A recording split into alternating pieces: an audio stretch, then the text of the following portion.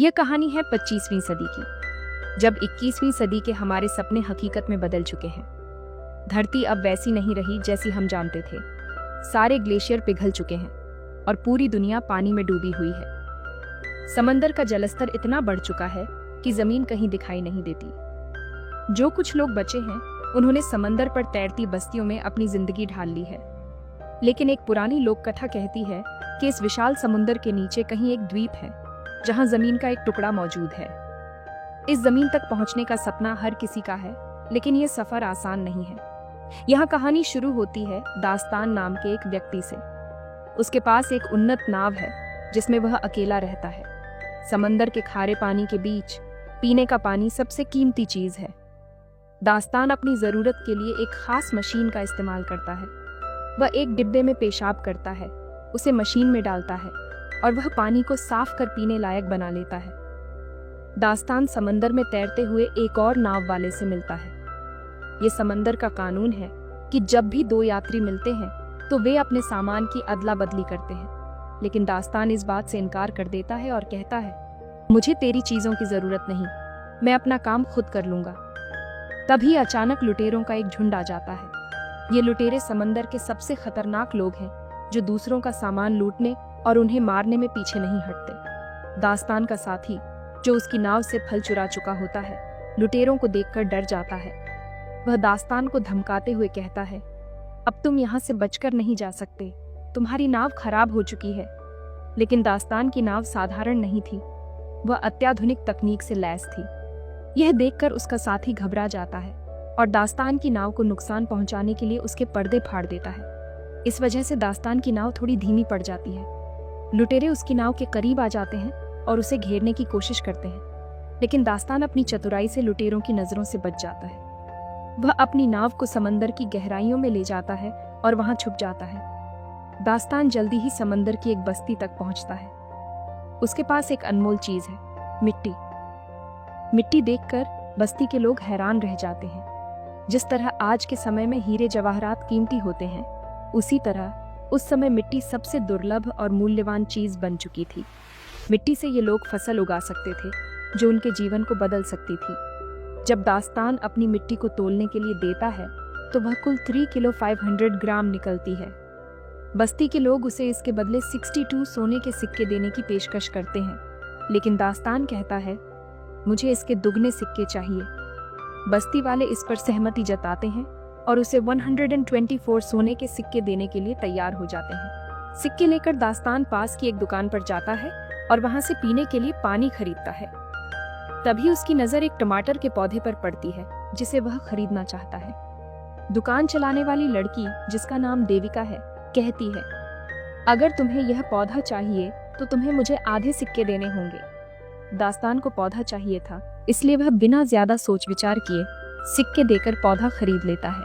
देविका के साथ उसकी सहायक अवनी भी थी, जो बस्ती के बगीचे का ख्याल रखती थी। जब दास्तान पौधा लेकर वहां से निकलने लगता है, तो बस्ती के कुछ लोग उसे रोक लेते हैं। उनके साथ एक युवती थी। वे लोग दास्तान से कहते हैं, तुम इस लड़की के साथ रिश्ता बनाओ ताकि वह गर्भवती हो सके। इसके बाद तुम हमारी बस्ती से सामान लेकर जा सकते हो।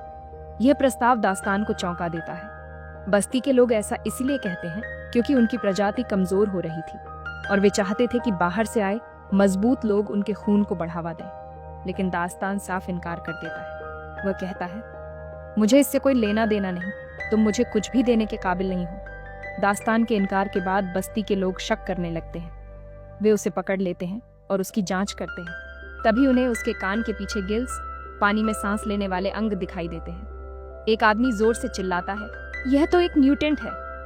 इसके बाद वे उसे कैद कर लेते हैं और उसे पानी में डुबोकर मारने की कोशिश करते हैं, ताकि उसके शरीर को गलाकर खाद बनाई जा सके। लेकिन इससे पहले कि दास्तान की जान खतरे में पड़ती, लुटेरों का एक झुंड बस्ती पर हमला कर देता है। दास्तान डूबने ही वाला था, तभी उसकी मदद के लिए देविका आती है। देविका कहती है, मैं तुम्हें बचा सकती हूँ, लेकिन बदले में तुम्हें हमें अपने साथ ले जाना होगा। दास्तान को कोई और रास्ता नहीं दिखता और वह उनकी बात मान लेता है। इसके बाद दास्तान, देविका और अवनी मिलकर वहां से भाग जाते हैं। पीछे लुटेरे बस्ती पर हमला कर उसे पूरी तरह तबाह कर देते हैं। लुटेरों का सरदार, जिसका नाम छूमो है, अपने आदमियों से कहता है, मुझे वह टैटू वाली लड़की चाहिए। दरअसल छूमो अवनी के बारे में बात कर रहा होता है। अवनी की पीठ पर एक खास तरह का टैटू होता है जिसे छूमो और उसके लोग मानते हैं कि ये सूखी जमीन, ड्राई लैंड तक पहुंचने का रास्ता दिखा सकता है। दास्तान देविका से कहता है, हमें अवनी को छोड़ना होगा। हमारे पास इतना पानी नहीं है कि हम तीनों जिंदा बच सकें। पानी इस दुनिया में सबसे महंगी चीज है क्योंकि समंदर का पानी पीने लायक नहीं है और दूसरा कोई स्रोत भी नहीं है। देविका इसे मानने से इनकार कर देती है। वह कहती है, अवनी सिर्फ एक बच्ची है। दास्तान जवाब देता है, अगर हमने पानी बचाया नहीं तो हम तीनों ही मारे जाएंगे। बेहतर होगा कि हम अभी एक का बलिदान दें। लेकिन देविका किसी तरह उसे मना लेती है और दास्तान अवनी को नुकसान नहीं पहुंचाता। इस बीच लुटेरे छूमो को जानकारी देते हैं कि दास्तान और अवनी कहाँ हैं। छूमो कहता है, मुझे टैटू वाली लड़की किसी भी कीमत पर चाहिए। वह अपने आदमियों को विमान के जरिए दास्तान का पीछा करने भेजता है। लुटेरे जल्दी ही दास्तान के करीब पहुंच जाते हैं और उन पर हमला कर देते हैं। दास्तान हथियार लेने के लिए अपनी नाव के अंदर जाता है और देविका को लगता है कि वह भाग गया है। गुस्से में देविका खुद लड़ाई में कूद पड़ती है। वह नाव पर रखी एक बंदूक उठाकर विमान पर हमला करती है। बंदूक से निकलने वाली एक स्टील केबल विमान में फंस जाती है और विमान नाव के चारों ओर चक्कर लगाने लगता है। इसी दौरान दास्तान वापस आता है और बड़ी मुश्किल से केबल को काटता है। विमान तो चला जाता है लेकिन दास्तान की नाव पूरी तरह से बर्बाद हो जाती है। गुस्से में दास्तान देविका और अवनी के बाल काट देता है और गुस्से में कहता है, आज के बाद इस नाव पर मेरी मर्जी के बिना कुछ मत छूना। इसके बाद वे अपनी यात्रा जारी रखते हैं। कुछ समय बाद उन्हें दूर से एक नाव दिखाई देती है। उस नाव पर एक व्यक्ति खड़ा होता है। देविका कहती है, हमें उससे बात करनी चाहिए, शायद वह हमारी मदद कर सके। देविका कहती है, क्या पता उसके पास कुछ खाने पीने का सामान हो। दास्तान पहले तो बात करने से इनकार करता है लेकिन देविका के कहने पर उस व्यक्ति के पास जाता है। वह व्यक्ति दास्तान को एक अनोखी चीज दिखाता है, कागज। इस दुनिया में जहां सब कुछ पानी से ढका हुआ है, कागज मिलना लगभग असंभव है। वह व्यक्ति कहता है, मैं तुम्हें यह कागज दूंगा लेकिन इसके बदले मुझे देविका चाहिए। दास्तान थोड़ा सोचता है और फिर कहता है, ठीक है, आधे घंटे के लिए देविका तुम्हारी हुई। वह व्यक्ति देविका को तहखाने में ले जाता है और बुरी नीयत से उसके साथ बर्ताव करने की कोशिश करता है। लेकिन इससे पहले कि वह कुछ कर पाए, दास्तान वहां पहुंच जाता है। दास्तान गुस्से में कहता है, हमारी डील कैंसिल हो गई। वह व्यक्ति चाकू निकालकर दास्तान पर हमला करने की कोशिश करता है लेकिन दास्तान उसे रोक देता है और अंततः उसे मार देता है। अब दास्तान को समझ में आता है कि देविका और अवनी भूखी हैं। वह समुद्र में जाता है और एक बड़ी मछली पकड़कर लाता है। तीनों पेट भरकर खाना खाते हैं। धीरे धीरे साथ रहने की वजह से दास्तान और देविका के बीच दोस्ती हो जाती है। दास्तान अवनी को तैरना सिखाने लगता है। जहां शुरुआत में उसे इनके साथ रहना पसंद नहीं था, अब वह इनका हिस्सा बन चुका है। एक दिन दास्तान देखता है कि लुटेरे उनके पास तक पहुंचने की कोशिश कर रहे हैं। दास्तान को शक होता है कि लुटेरे उनका पीछा क्यों कर रहे हैं। देविका बताती है, अवनी की पीठ पर सूखी धरती, ड्राईलैंड का नक्शा है। लुटेरों को वही चाहिए।